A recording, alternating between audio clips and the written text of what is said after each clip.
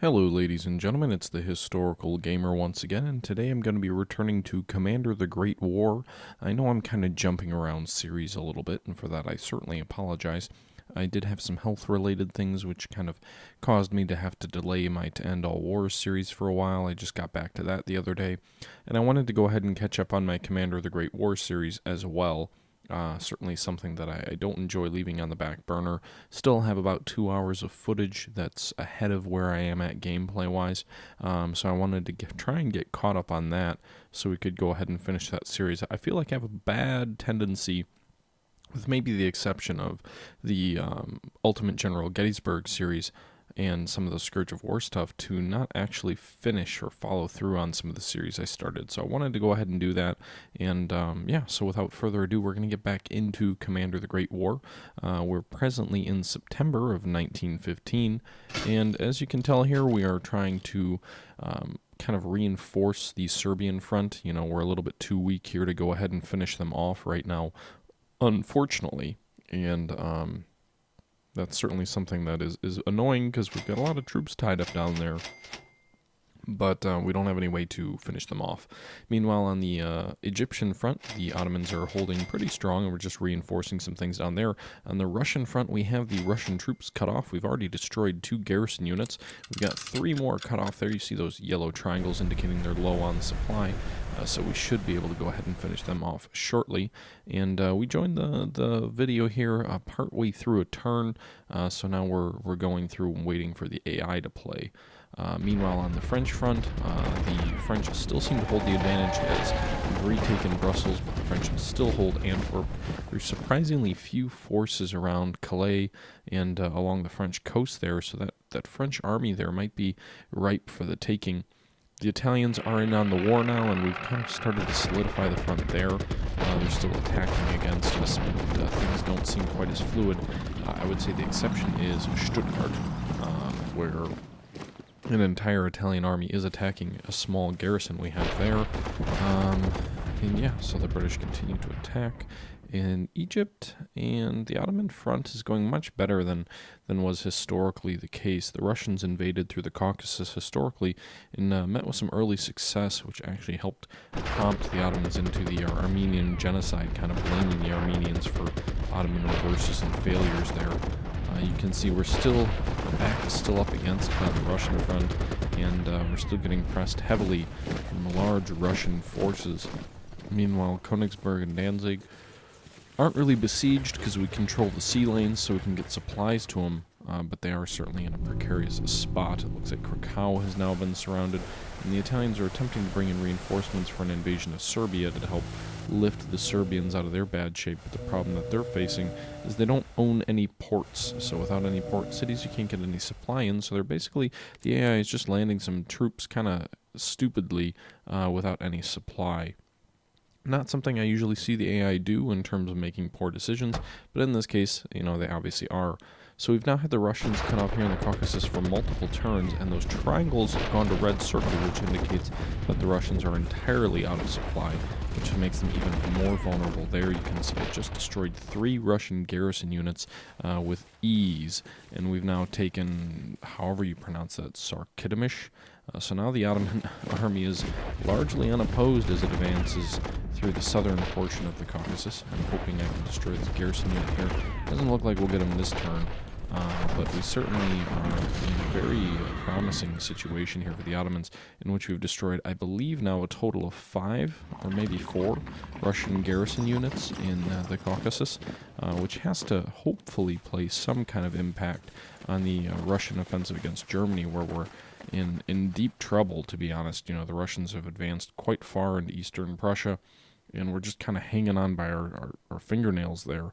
Hopefully, my hope is these initial successes by the Ottomans against admittedly garrison units, but still, you know, a large number of them, may help turn the tide and bring the Russians to their senses, pulling troops out of the remember, out of the Caucasus there. You can see it just destroyed that Italian unit that had landed, and, we're kind of taking a portion of Serbia. We'll go ahead and launch a torpedo attack against this Italian transport, and so that's now been a French infantry unit and an Italian infantry unit destroyed in Serbia as they, for whatever reason, decide they want to land troops there. You can see here we're moving to the Italian front, launching a limited counterattack here, destroying an Italian army. Certainly something I always like to see. Destroying a full enemy unit makes it very difficult for the enemy to have much success, because again, this really quickly is becoming a war of attrition. You can see our Austrian and our German forces are already down to something like 80 to 90% industrial production, and that's because your soldiers are off at the front. And I think that's a really cool feature in this game, to have the ability to have production fall off as more and more troops get pulled off to the front. That's really, I feel, unique for most games. Kind of represents the bleeding white of the armies in the world and the nations in Europe as a result of the First World War, kind of that lost generation feel. And I really think that's a cool feature here that the game has. But you can see we're trying to have kind of a counteroffensive here in Italy. Again, we took that one unit out. We cut off a French army, although I'm not convinced we'll be able to hold them there, given the fact that they've got a full army on each side of that unit, and our unit's an under-strengthed garrison. So my guess is the French break out next turn. I hope they don't, but I would bet that they do. And we've made the mistake of opening our line up near Trist to the enemy, so they can just kind of march through if they want. Railed one unit down south, but it won't be enough if the Allies intend to advance. You can see here near Stuttgart, the situation isn't great. But yeah, as we move on to the Western Front. On the Western Front, as I said before, here you can see that the French are now cut off in Antwerp. Now that I moved a unit down there, we finally met the bulk of the French army here in Brussels, or not Brussels, but kind of in northern France near Calais. It looks like the French finally have some troops deployed there. I'm wondering if the 3 or 4 units they lost kind of south near Stuttgart has maybe made the French understrengthed. Maybe they don't have the manpower to replace those losses. They lost 3 or 4 full-size army units in the south. They also sent 2 garrisons or so, or no, 1 garrison to Serbia and a full army to Italy. So, I'm wondering if they kind of misplaced their own troops. And now you can see here, we kind of have a breakthrough in the south. I don't have the troops to exploit it. That's the unfortunate thing here. But we've destroyed 2 more French units in the south, and there's now no men between us and at least the next hex or so. And one of the 2 hexes that's blocking our advance is actually just an artillery unit, so that should be easy enough to push through as well in the south. I wish I had more manpower to exploit this offensive.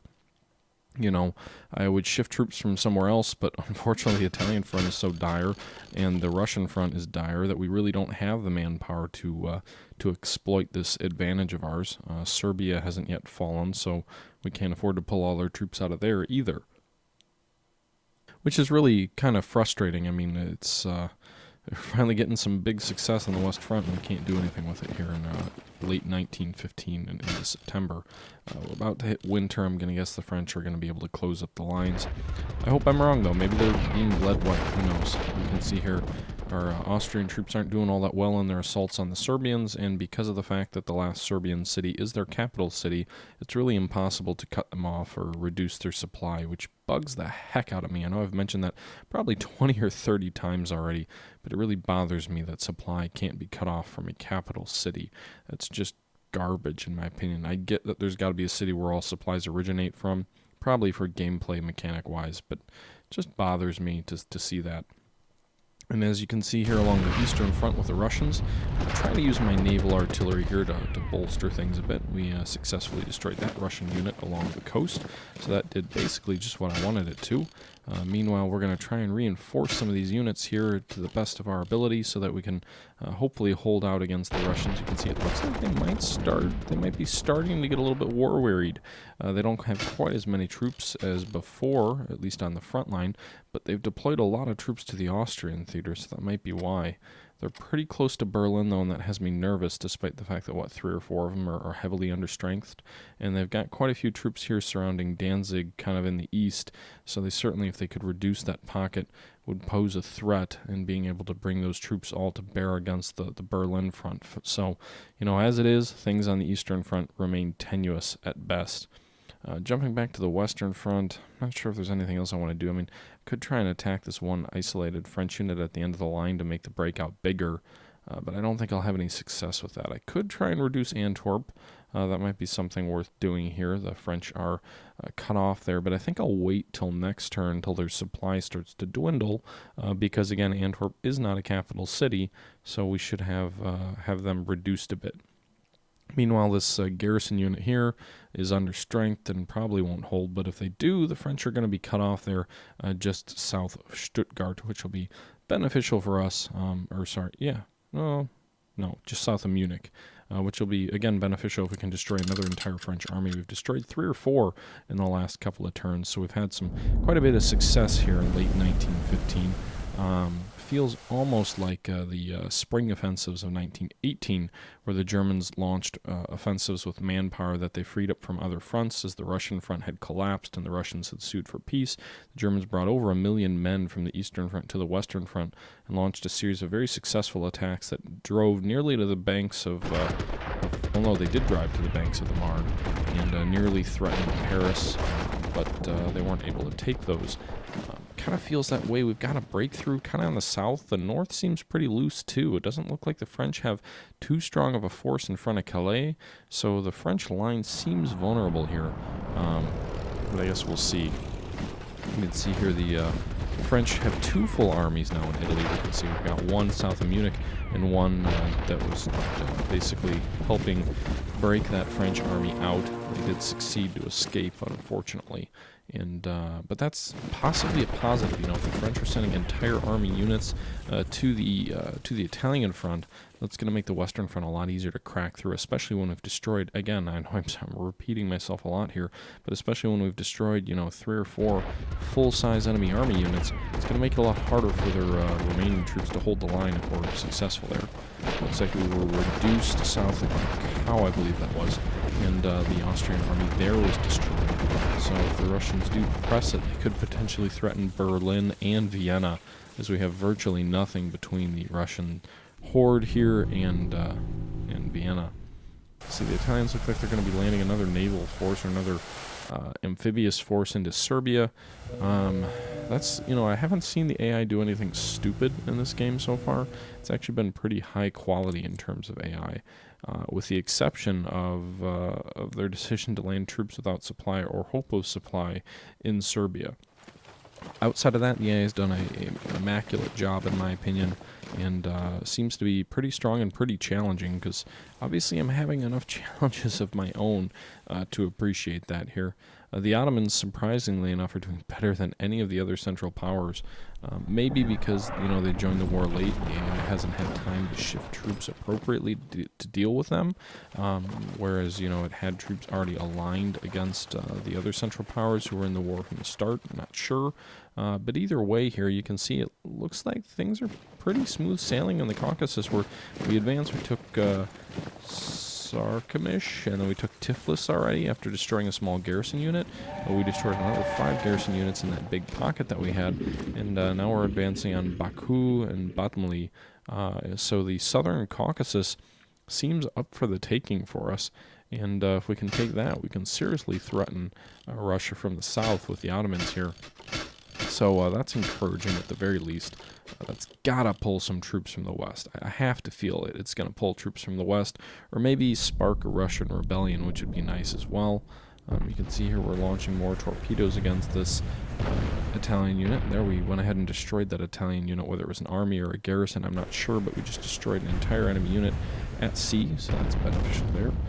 Meanwhile, you can see the Italians did fill in the gap there, as you can see, where we had a gap on our line, and our battleship bombardment, however, has turned the tide, and we just destroyed another Italian unit on the Italian front.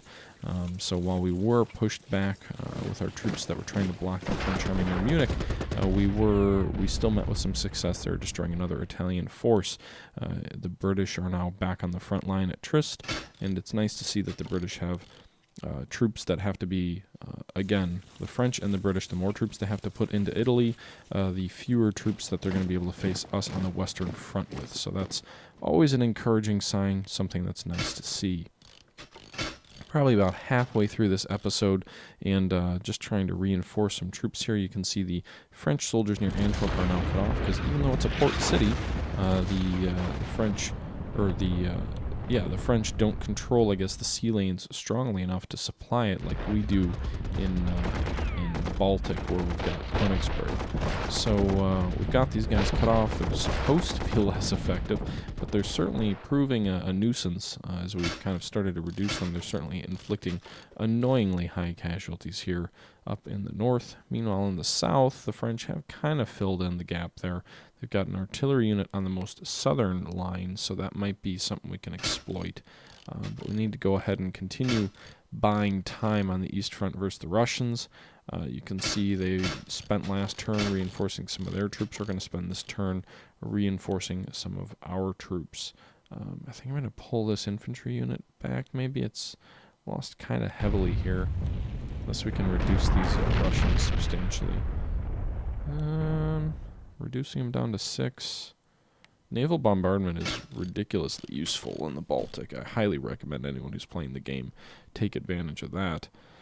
So Krakow, as we can see here on the Austrian front, has fallen. Przemysl is in danger as well. We've got 2 Austrian units there and quite a few Russian units facing off against them. If they take that, there's really an open road to Vienna, so we're in some trouble in the east. The Russians seem to be incredibly difficult to deal with. Now, I will say, if you're watching this video now, there's probably been 2 or 3 patches that have come out since I played this game. Some of those patches did have to do with balancing the game, so I know in previous videos I did mention that the game certainly seemed a little bit off balance with a little bit too much power in Russia's hands. That could certainly have changed by now. Again, this is something that has been patched numerous times. This video is 2 months old almost, probably, and I'm just kind of talking through it as I'm playing now. Had some real life things come up that prevented me from getting everything done in the time I wanted to, but I still wanted to finish it up. Again, I don't do a good enough job in finishing my series, so that's what I'm trying to do here. Let's see here, we're using some warships to bombard these French troops near Antwerp, and again, that's another entire French army that's cut off. So I sound like a broken drum here as I keep repeating myself, but it's really nice to see French units getting destroyed en masse. It certainly has to help the national morale, which you can see is very high on all of our ends. On the lower left there, you see the Austrian morale is 124, the Germans are 124, and the Ottomans are 112. That's despite all that Eastern Prussia territory that the Germans have lost. Still very positive. Helped to destroy a Russian battle fleet. We also destroyed, I believe, a British battle fleet and several warships. But I'm pretty certain that the victories over these French units in the West has probably had a more positive impact. I do a bad job on production because I'm really bad at getting enough supplies to do things. As we kind of advance here into October now, we're going to be advancing in 1915. I do a really bad job of managing my industry, and I'm probably too aggressive, so I guess we'll see what happens with that. I've destroyed, 3 enemy units, 2 Italian garrisons, and 1 French garrison near Serbia, so that's nice, especially given the casualties that Italy's been losing in Italy.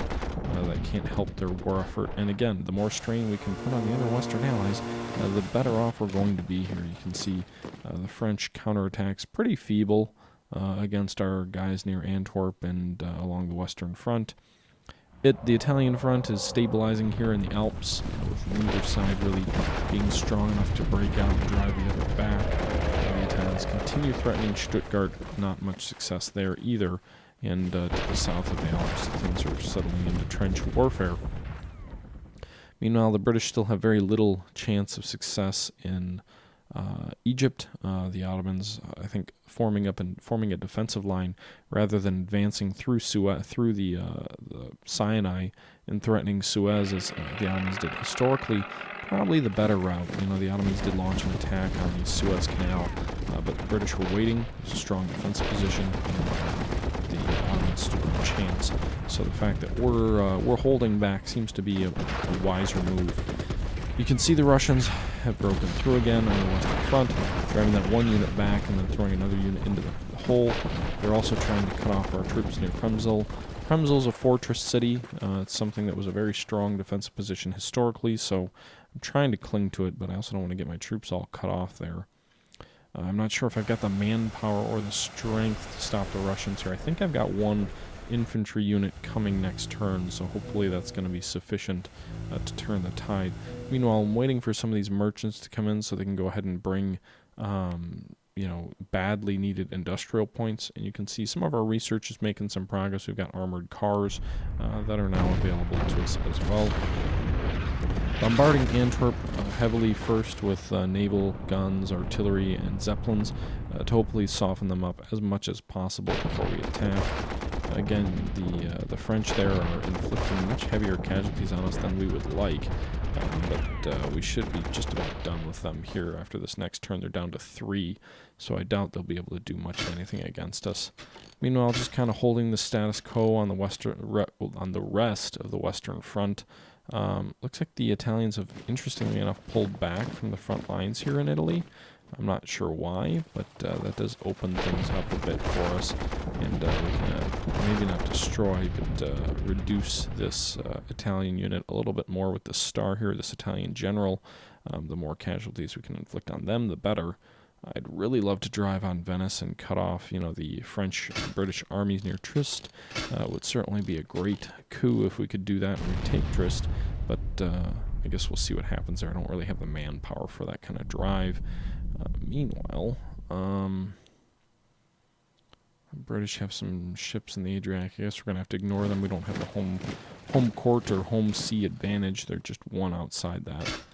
Meanwhile, we're digging in Przemysl, hoping the Russians don't swing around and surround us. I'm sure they will, but just trying to buy time here for these troops on the Serbian front to reduce the Serbian army, which they probably won't. It's been a bloody mess along this entire front for quite some time, losing far more men than we're killing, and just all around a messy situation that I don't want to be in anymore. The Ottomans, meanwhile, continue to be my main bright spot this turn. As you can see here, we're advancing on Baku. That Russian garrison giving us a little bit of trouble here, but we've cut off both rail lines, so we should be good there. We'll bring some troops here further to the east to deal with that unit. Meanwhile, in the center, we'll go ahead and swing these guys north to Batumi to try and take that city from the Russians and continue our drive into the Caucasus. We're having quite a bit of success. The Russians haven't deployed anything that is able to stop us yet, and that's good. That's very good as we kind of drive up the middle, trying to get some artillery up here so I've got some more support. And I think I'm going to keep driving. I want to drive north, maybe as far as Tishtani, or however you pronounce that, take the entire Caucasus region. We'll see if the Russians try and stop us. The main reason that I'm launching that offensive with the Ottomans is because I'm sure, or I'm hoping, that if we can go ahead and, inflict severe losses on the Russians on the eastern, the far eastern, or the southeastern, or whatever you want to call the Caucasus front, if we can inflict severe losses on the Russians there, perhaps, just maybe the Russians will be willing to pull troops out of Germany and lighten the load on them. And if not, maybe it'll start a revolution or do something good for us here. So that's my hope. Just destroyed a French artillery piece. Opened up another hole again in the north. It seems like we've got a little bit of a breakthrough, at least a couple hexes we could advance through. Warfare isn't quite as static as it was historically. Using my naval ships to try and buy my army troops time here as the Russians continue to overwhelm us. I don't have the manpower really to close that gap. I'm going to have to use the troops we had reforming in Stettin to try and plug the gap up north. Meanwhile, we can pull some troops out and maybe shorten our lines a bit as we fall back kind of on Berlin. Not what I want to do, but hey, at least it allowed us to destroy a Russian unit here. Again, we're kind of shortening our line, and I feel like Berlin's awfully exposed. The Russians could swing around our flank at any time and take Berlin, really, and flank our entire line. We don't have the manpower to deal with these guys. We keep destroying units. We keep having minor successes, and none of those successes are bearing out and making any kind of influence on the game. I'm hoping maybe winter will slow the Russians down a bit, and because we are approaching that, we're into October 14th, so we're getting pretty close to winter now. Maybe, I don't know what kind of impact the seasons have, but I'm hoping maybe they'll be a good difference. So, can't bombard them anymore. I believe we've already launched all the attacks we can on the French near Antwerp. We've already looked at the Baltic and the Russian front. I don't see any resource convoys we need to protect. So I think we might be just about done with this turn. I don't want to pull out a Premzel. It really is a fortress at the same time. Those are a lot of Russian troops threatening us, but hopefully we can buy some time. Yeah, we destroyed the one Italian unit which advanced as well by near Zagreb or Trist. So we're having some success there. I think we're going to start. I might have to pull some troops out of the Italian front now that things have stabilized a bit there to react to the Russians. I'm hoping not. I feel like there's kind of an opportunity maybe to get in behind the Italians. The troops near Stuttgart and also the troops just south of Munich. Seems like their lines are a little bit exposed. If we could drive south through that little gap between Trento and Munich, if we could drive south there, we might be able to cut off the entire force and reduce it in detail. That would be real nice, but I'm not optimistic about it, especially with the situation on the Russian front for the Austrians, where it's only a matter of time, it seems, until we're overwhelmed there and forced to redeploy everything we have back into the homeland. British cruiser fleet coming out to play, it looks like. French kind of threatening to cut off the Adriatic again. Still waiting on the AI to do anything else. Probably close to wrapping this episode up. The last turn that we're going to go through, probably. I'd like to reduce Antwerp. French continue to launch spoiling or occasional attacks on the Western Front.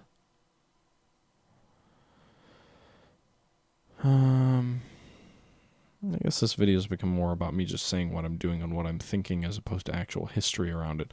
It's hard, to be honest, to talk about, well, this happened historically and this time and this happened then, because to be honest, in a game like this where things are so different than they were historically, I find myself talking about the gameplay rather than the history.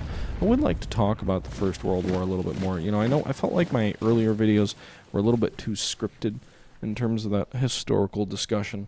I want to talk about the game and mix in historical discussion. I think I've done a really good job with the Scourge of War Gettysburg games doing that. And I think part of that reasoning is because I know so much about the Civil War. I'm certainly not an expert per se. Wouldn't claim to be, as the Russians destroy another one of my units, I wouldn't claim to be a scholar on it by any means. But I did do my senior thesis on on Civil War topics, so it's certainly something that I've got a fair bit of competence and understanding of. I understand some of World War I. I understand more of the pre-war period than I do the war itself. I know I can look up history, but again, I don't want it to be scripted. I don't want to just be reading off, this happened then and that happened then. I'd rather be providing a little bit more insight about why things happened. I think that's one of the things about history, that I think history gets a bad rap because people think of history as studying names, dates, and facts, but that's really not the case as we hopefully destroy this entire British cruiser convoy. And we do. So without any loss, I think we had a battleship and a cruiser gang up on that British cruiser and destroy another British naval unit, which is certainly nice. But I think that's one of the things that gets lost about history. Is it seems to me that history has a reputation of as being something where you memorize names, dates, and facts. And to me, that's not history at all. That's not the purpose of history. If that was the purpose of history, there'd be no point to study it. To me, what history is a study of why people make decisions that they make in certain circumstances. So it's more about the whys behind what happened than it really is about what actually happened. What actually happened is secondary to why it happened, in my opinion, and that's what makes history so interesting. It's almost philosophical in a nature. But I'm kind of going off on a tangent and not the direction I wanted to go here. So probably going to wrap this video up here in just a few moments. Maybe throw another minute or two in as I kind of start reinforcing along our lines. Again, another successful attack near Antwerp, another French division destroyed, as well as 2 full French units being, diverted to Italy. The French front seems somewhat unstable. The problem is I don't have the troops to exploit it at this time. If I had the manpower to just throw at stabilizing the front and then could use the other guys in an offensive, it would be in good shape. But I think that's one thing about this game is it does a very good job of making you prioritize. You can easily lose if you send troops to the wrong theater or too many troops to the wrong place. And I think that's something, again, that this game does a really good job of basically forcing you to make tough decisions, and that's a big part of what leads to the stalemate here, is we've finally reduced one of the Serbian units, so we're down to just 1 unit in Skopje, and unfortunately, because it's a capital city, it's always in supply. You can see how the Russians cut us off near Premzel, which is bad. We'll try and shift this unit out of its entrenchments to reopen supply, at least temporarily. It doesn't look like it can move those troops out yet. Vienna, preciously exposed. Leipzig, also in danger. Berlin, Stettin, both in danger. Danzig and Königsberg have been besieged since the early days of the war, so danger to them is no real shock, nothing new. As we kind of close up on this video here. And Eastern Front, not really good. The Russians destroyed another unit. We did bring in 1 reinforcement, and it feels like the Russians could easily outflank us and drive on Berlin and take it within a week or 2. Maybe not a week, but at least 2. And before we'd have time to react. So certainly not something that I'd like to see happen, but I guess we'll see what happens with all of this here. As we move through the later period of this video here with only about a couple of minutes left, I just wanted you to go ahead and make sure that you check me out on Twitter at Historical Gamer. You can also go ahead and follow me here on Facebook, and I certainly appreciate you watching. This is something that I enjoy doing. It's a lot of fun for me, but I do it as a hobby. I do it something that is just fun. So, I've gotten a lot of positive feedback lately, and I really just wanted to share that I appreciate that kind of stuff so much. It means a lot to me. To hear back from people who clearly enjoy the topics and the videos that I put out. So I wanted to thank everyone for that. You can see here we're trying to take Banami. We'll probably take it next turn, and giving up a bit more of a defense than we would have liked from the Russians. Grozny also has a Russian small garrison in it, but no heavy troops. So the southern portion of Caucasus appears to be the Ottomans for the taking. But again, as I said, that's going to kind of wrap up this video here. We're going to go ahead and jump into the next one, which is going to be about the same length. I do appreciate you tuning in here, and I appreciate you watching. As you can see, we now have Serbia surrounded, but that doesn't make a difference. But yeah, anyway, as I was saying, I really appreciate you tuning in. And until next time, this is the Historical Gamer saying thank you for watching, and I'm out.